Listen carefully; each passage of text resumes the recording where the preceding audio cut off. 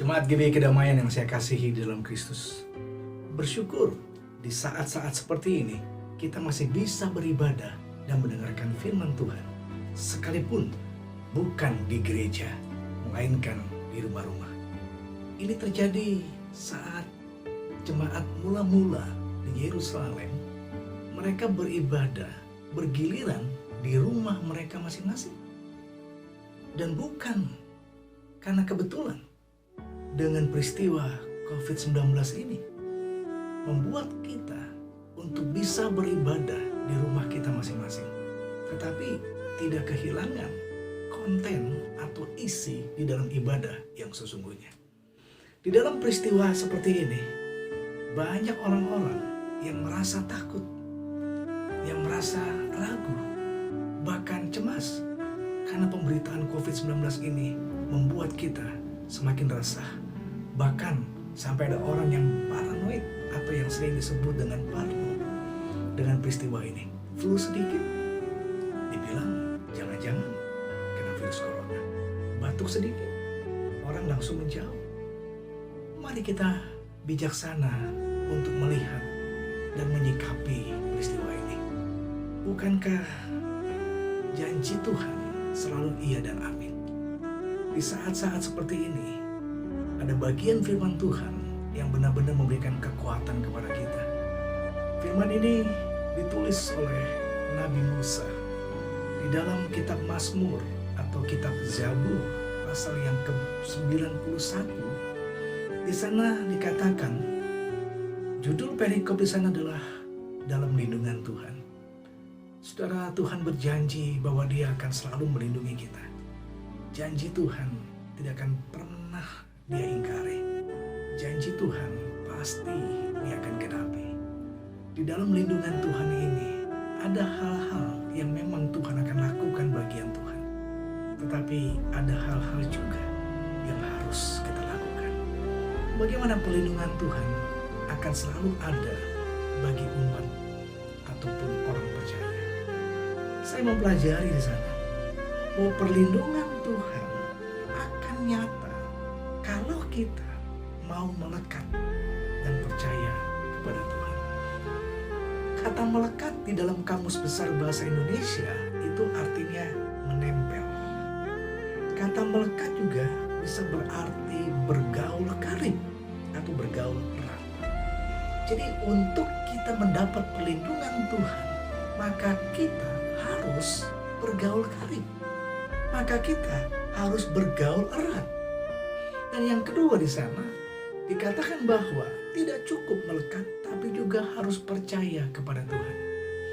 Dalam Mazmur 91 ini Tuhan katakan bahwa walau 1000 orang rebah di sisi kiri dan 10.000 orang di sisi kanan, engkau akan menonton. Aku akan menjauhkan daripadamu penyakit sampar, bahkan penyakit menular. Inilah janji Tuhan. Tuhan akan menepati janjinya kalau kita pun mau melekat kepada Dia. Tuhan akan menepati janjinya kalau kita pun percaya. Kata percaya di dalam bahasa Yunani itu diambil dari kata pisteo. Pisteo itu artinya pasrah. Pisteo itu artinya berserah. Mungkin ada satu atau juga kalimat orang Jawa katakan seperti pasrah bongkoan. Artinya berserah total. Berserah total bukan berarti tidak melakukan apapun. Pasrah bukan berarti masa bodoh. Pasrah bukan berarti saya nggak mau pikirin apa-apa. Biarkan Tuhan yang memikirkan. Bukan itu. Tapi pasrah artinya mempercayai bahwa pertolongan Tuhan, janji Tuhan di dalam Mazmur 91 ini akan tergenapi bila kita melekat pada Dia. Mari kita selalu bergaul karib dengan Tuhan. Dengan kejadian ini, biarlah ibadah di rumah membuat kita semakin dekat, baik kepada Tuhan maupun kepada anggota keluarga kita. Bangun mesbah keluarga di rumah Anda. Lihat, di balik peristiwa virus corona ini membuat kita menjadi dekat dengan keluarga dan membawa keluarga semakin dekat kepada Tuhan. Yang kedua, bukan hanya melekat dan percaya kepada Tuhan, untuk mendapat perlindungan Tuhan, kita juga harus mengenal dan berseru kepada Tuhan.